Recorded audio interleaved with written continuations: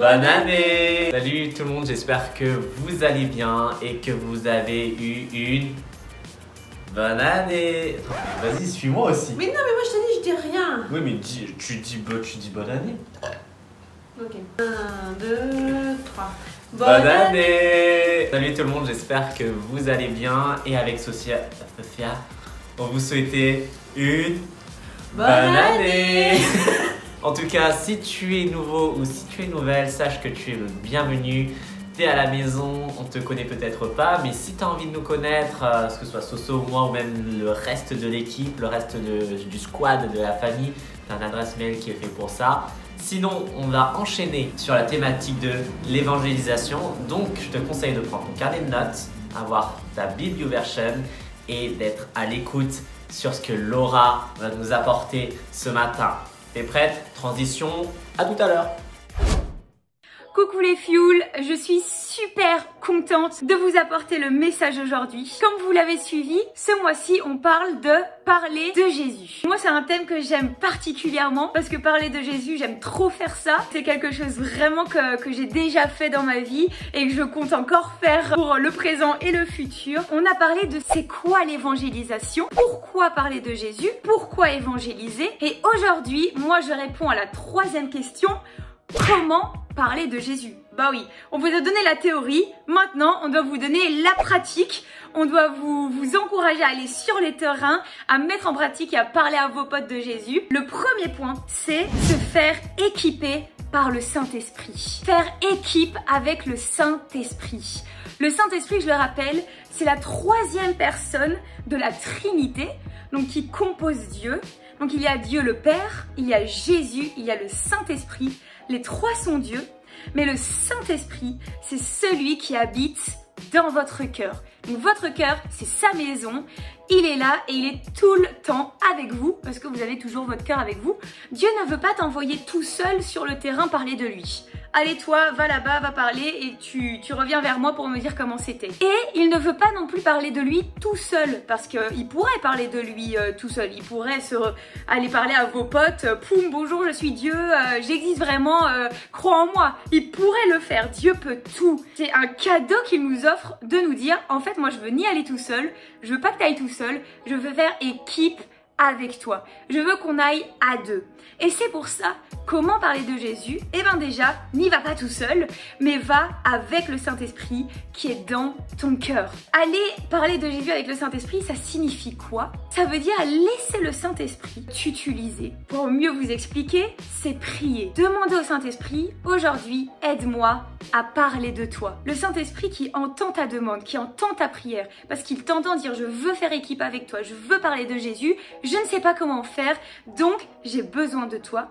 Il va faire trois choses. Il va lier les pensées de Dieu avec tes pensées, t'inspirer, donc te donner les mots justes à dire. Et il va te livrer les secrets de Jésus, de tout ce qu'on ne voit pas, donc de tout ce qui est à propos de Dieu, à propos des miracles, à propos des bénédictions. Tout ça, il va te les donner. Le Saint-Esprit, il fait ça avec amour et délicatesse. En fait, le fait de lier les pensées aux tiennes, le fait de te donner les mots justes, c'est qu'au moment où tu vas sentir dans ton cœur, ok là, mon meilleur ami, il me parle de ça, et moi j'ai envie de lui dire que Jésus va l'aider. J'ai envie de lui demander de prier avec moi, mais je sais pas comment faire.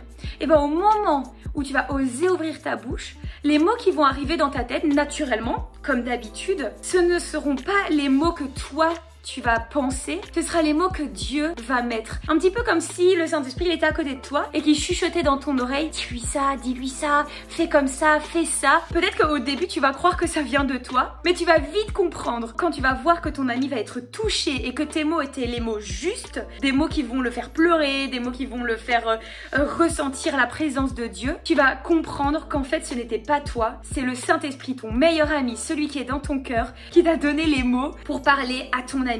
Pour appuyer ce que je viens de dire, je vais te lire un verset dans Luc 12, 11 à 12 qui dit que quand tu seras devant les autorités, les magistrats, donc à l'époque c'était les autorités, ceux qui dirigeaient le monde, mais aujourd'hui on peut mettre ça devant n'importe qui, quand tu seras devant quelqu'un, quand tu seras devant un ami, un professeur, quand tu seras devant une personne même que tu connais peut-être pas, ou une personne de ta famille, ne t'inquiète pas de ce que tu vas dire, donc n'aie pas peur de la manière dont tu vas parler. Parfois on a peur de bégayer, on a peur qu'il y ait des gros blancs, parce qu'au moment où tu vas ouvrir ta bouche, le Saint-Esprit, à l'heure même, au moment même, va te dire ce qu'il faut dire. Deuxième point que je veux voir avec toi, se laisser remplir par le Saint-Esprit. Donc ce qui est cool, c'est que quand Dieu il t'envoie parler de lui, il t'envoie pas vide, genre sans armes, sans armure, sans outils.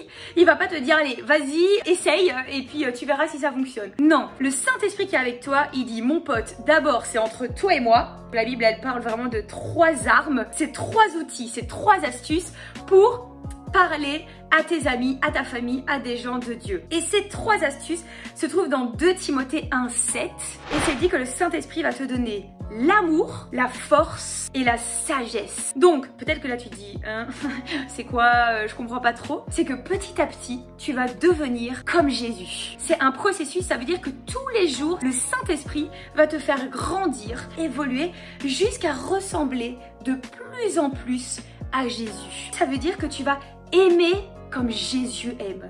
Et Jésus, il aimait ce que nous, on n'arrive pas à aimer. Les ennemis, par exemple, les gens qui t'humilient, les gens qui se moquent de toi, les profs pas très sympas, les profs qui t'ont déjà dit des mots durs, les profs qui te traitent mal, tous ces gens, peut-être même dans ta famille, des gens avec qui tu te disputes souvent, des gens que tu as du mal à aimer, eh ben, petit à petit, dans tes moments avec Dieu, tu vas recevoir l'amour de Jésus et tu pourras aimer. Tu pourras aimer tes potes comme Dieu les aime et du coup, tu pourras parler de lui. Tu auras aussi la force et le courage de Jésus. Amen, on en a besoin parce que combien de fois est-ce qu'on n'a pas eu peur ou honte de dire qu'on était chrétien, de dire qu'on connaissait Jésus. C'est super dur, je suis d'accord avec vous. Et bien la bonne nouvelle c'est que dans vos moments avec Dieu, et bien vous allez être remplis de la force et du courage de Jésus. Et croyez-moi, il suffit de lire la Bible pour voir que Jésus, ben, c'était un courageux, hein, il osait tout faire. Et la troisième, la sagesse, c'est peut-être ce qui est le plus dur à comprendre pour vous. Et bien la sagesse, c'est un processus de caractère. C'est-à-dire que votre caractère va devenir de plus en plus comme Jésus. Votre comportement, les idées que vous allez avoir, ce ne seront plus des idées humaines. Vous savez, quand on a envie de faire des trucs pas très bien, comme tricher, comme fuir quand le prof il demande de l'aide pour, je sais pas, effacer le tableau ou distribuer les copies, ça va être naturel, ça va être vous. Ça veut dire que petit à petit, vous allez savoir prendre des choix qui seront ceux de Dieu sans douter. Il y aura des choix et vous allez dire, c'est ça le bon choix. Et ça s'appelle le discernement. Savoir ce qu'il faut faire et ce qu'il ne faut pas faire. Et ça fait partie de la sagesse. Et la Bible dit que si tu demandes la sagesse à Dieu, il te la donnera.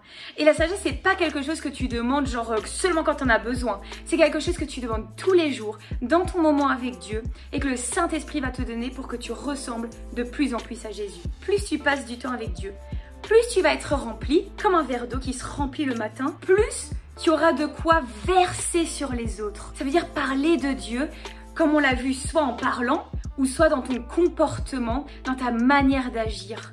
Et ça c'est merveilleux, parce qu'au début ça va peut-être être difficile d'être comme Jésus. Et du coup de parler de Jésus à travers ta vie, ça va être difficile de lire les bons livres, de regarder les bonnes séries, d'écouter les bonnes musiques, d'être sympa avec un prof qui ne l'est pas. D'être sympa avec le mec que tout le monde humilie. Mais petit à petit, plus tu auras des moments avec Dieu et plus tu vas changer naturellement. Pour appuyer ça, dans Actes 1:8, c'est marqué « Mais vous recevrez une puissance, le Saint-Esprit survenant sur vous. » Donc, comme je vous l'ai dit, c'est un travail d'équipe avec lui. Le Saint-Esprit est sur toi et il te donne cette puissance. Et vous serez mes témoins. Donc ça veut dire que vous allez pouvoir parler de Jésus ou vivre comme Jésus et prouver du coup que Jésus existe. Juste aux extrémités de la terre, donc partout dans le monde. Donc si tu aimes voyager, eh bien dis-toi que Dieu va t'amener partout dans le monde pour que les gens te voient et se disent « Oh, mais Jésus il existe en fait, ça se voit quand je le vois lui ». Et ça c'est cool parce que plus besoin d'avoir peur pour aller parler de Dieu aux gens, puisque les gens vont tellement voir ta différence que tu vas être la preuve vivante que Jésus existe, tellement tu seras pas humain. Tu vois ce que je veux dire? Tu vas aimer comme Jésus, tu vas avoir la force de Jésus, tu auras la sagesse de Jésus, tes pensées vont être celles de Jésus, les mots que tu vas dire, ton comportement va être ceux de Jésus et tu vas comprendre le monde mieux que personne, la vie mieux que personne. Tu vas savoir qui tu es parce que tu auras les secrets de Jésus. Tout ce qu'on vient de partager permet que tu vas être le témoin de Jésus, que tu vas parler de Jésus, au sens figuré, parler, parce que ta vie peut parler, ton comportement peut parler, et du coup les gens vont te regarder et tu auras parlé de Jésus, et tu auras été témoin de Jésus. Alors, j'espère que ça t'a plu, Fuel. Si tu as des questions, s'il y a des choses qui étaient floues, s'il y avait des mots, peut-être que j'ai pas réussi à bien t'expliquer dans les 10 minutes du message, n'hésite pas à les noter. N'hésite pas à demander ça à tes leaders de Connect. Ils sont là pour ça. N'hésite pas, il n'y a pas de bêtes questions. Et je vais finir ce refuel en priant pour toi, en priant pour tout ce qu'on vient de dire, pour que ça puisse être vraiment des armes, quelque chose ancré dans ton cœur pour t'amener encore plus loin. Seigneur Jésus, je te remercie vraiment pour ce message que tu nous as apporté, pour tous ces mots, pour tous ces encouragements. Je te prie pour chaque fuel, Seigneur, qu'ils puissent, Seigneur, vraiment passer du temps avec toi chaque jour pour se remplir, pour être remplis de toi, de manière à pouvoir donner à leurs amis, de manière à pouvoir te ressembler de plus en plus et que leurs amis puissent les regarder et se dire « Mon pote, il n'est pas le même qu'avant. Mon pote, il est différent et je veux savoir pourquoi, je veux la même chose que lui. » Et de cette manière que les fuels puissent parler pour toi, qu'ils puissent parler avec toi, qu'ils puissent agir avec toi et être des lumières dans leur école, dans leur famille et dans leur sport, partout où tu les as placés aujourd'hui, Seigneur. Amen. Gros bisous les fuels. Place au jeu.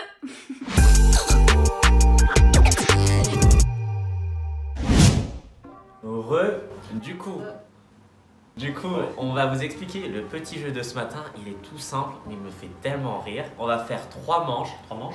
Ouais, 3 manches. 3 manches où justement le but, c'est de contrôler ses réflexes. C'est contrôler ses réflexes, avoir la maîtrise de soi, tu vois. Donc, la maîtrise de ses yeux. Tu pourras le faire avec tes parents ou avec tes amis, mais en gros, c'est tout simplement ne pas cligner des yeux alors qu'il y a ton partenaire qui doit rapprocher ta main près de ton visage. Celui qui arrive à ne pas cligner des yeux a gagné. Voilà. Vous êtes prêts? C'est parti.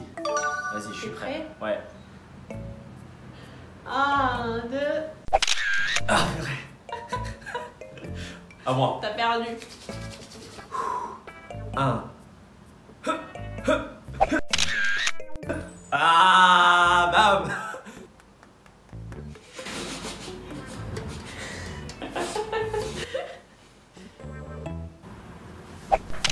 Là, c'est super dur, wesh. Attends. T'es prête? Dis oui, wesh. Attends. Ah, t'as perdu déjà, t'as cligné des yeux. Non, c'est trop de la triche. Mais normal, je dois cligner des yeux, je dois humidifier mes yeux. Ok. Prête? Attends. Tu me dis quand t'es prête. Ouais, c'est bon. T'as perdu. Ok. Ah.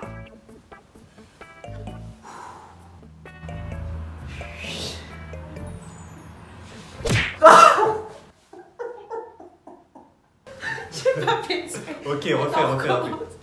J'ai pas fait exprès. Toi, tu dois te maîtriser aussi.